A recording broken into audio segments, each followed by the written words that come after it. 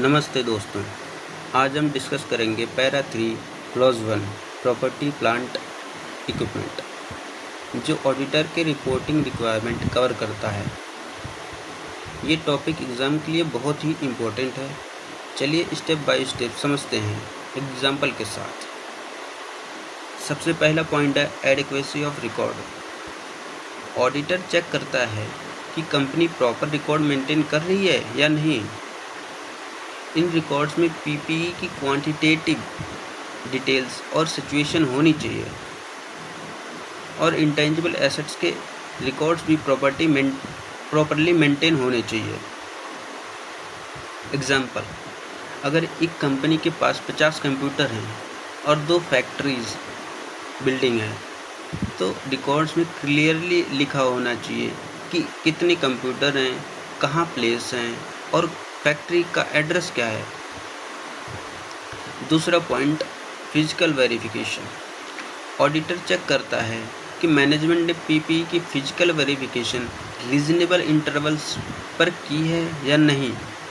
अगर कोई material discrepancy notice होती है तो इंश्योर करना होता है कि वो बुक्स ऑफ अकाउंट में प्रॉपरली एडजस्ट की गई हैं। एग्जाम्पल, अगर रिकॉर्ड्स के हिसाब से एक कंपनी के पास 10 ट्रक हैं लेकिन वेरिफिकेशन के टाइम 9 ट्रक्स ही मिलते हैं तो ऑडिटर देखते हैं कि मिसिंग ट्रक का अकाउंटिंग ट्रीटमेंट सही से हुआ है या नहीं। अब बात करते हैं रीजनेबल इंटरवल्स की। ये डिपेंड्स करता है एसेट की लोकेशन और वैल्यू पे। एनुअल वेरिफिकेशन रीजनेबल हो सकते हैं पर अगर प्रैक्टिकल ना हो तो कम से कम 3 साल में एक बार सब एसेट्स वेरीफाई होने चाहिए। तीसरा point title deed. Auditor check करता है इमूवेबल प्रॉपर्टी के टाइटल डीड कंपनी के नाम पे हैं या नहीं। एग्जांपल, अगर एक फैक्ट्री बिल्डिंग कंपनी ने खरीदी है और उसका रजिस्ट्री डॉक्यूमेंट्स कंपनी के नाम पे है तो सब ठीक है, लेकिन अगर वो बिल्डिंग प्रमोटर के नाम पे है तो उसकी डिटेल अलग से डिस्क्लोज करनी पड़ती है, जैसे किसके नाम पे है, कब से होल्ड कर रहे हैं और रीज़न क्या है। अगर प्रॉपर्टी डिस्प्यूट में है तो वो भी मेंशन करना ज़रूरी है। चौथा पॉइंट है revaluation of PPE. Auditor check करता है कि कंपनी ने अपनी पीपीई या इंटेंजिबल एसेट का रीवैल्यूएशन किया है या नहीं।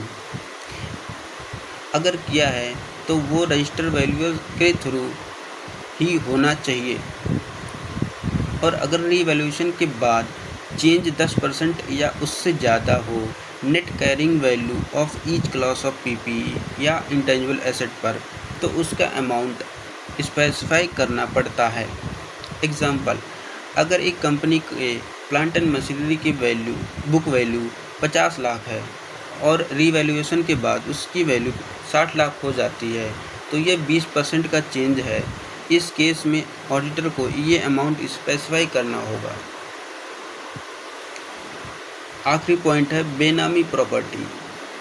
ऑडिटर चेक करता है कि कंपनी के अगेंस्ट कोई प्रोसीडिंग्स इनिशिएट या पेंडिंग तो नहीं है अंडर बेनामी ट्रांजैक्शन प्रोहिबिशन एक्ट 1988 और अगर हैं तो ऑडिटर इंश्योर करता है कि कंपनी ने उसको अपने फाइनेंशियल स्टेटमेंट में अप्रोप्रिएटली डिस्क्लोज किया है।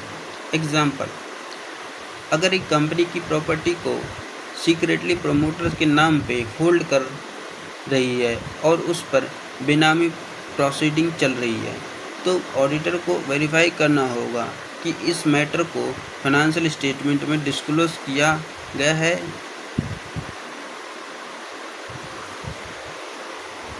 तो दोस्तों एक क्विक समरी ये है कि ऑडिटर पीपीई के 5 चीज़ें चेक करता है। नंबर 1, एडिक्वेसी ऑफ रिकॉर्ड्स, जैसे कंप्यूटर और फैक्ट्रीज का proper detail. Number 2, physical verification, जैसे ट्रक्स वेरीफाई करना रीजनेबल इंटरवल पे। नंबर 3, टाइटल डीड, जैसे फैक्ट्री के रजिस्ट्री डॉक्यूमेंट कंपनी के नाम पे हैं। नंबर 4, रीवैल्यूएशन, जैसे मशीनरी के वैल्यू 50 लाख से 60 लाख हो गया। और बेनामी प्रॉपर्टी, अगर कंपनी के अगेंस्ट प्रोसीडिंग पेंडिंग हो। बस दोस्तों, ये था complete coverage of para 3 clause 1 property plant and equipment example के साथ। अगर आपको वीडियो हेल्पफुल लगा हो तो लाइक, शेयर और ज़रूर कीजिए और चैनल को सब्सक्राइब करना ना भूलिए। Thank you.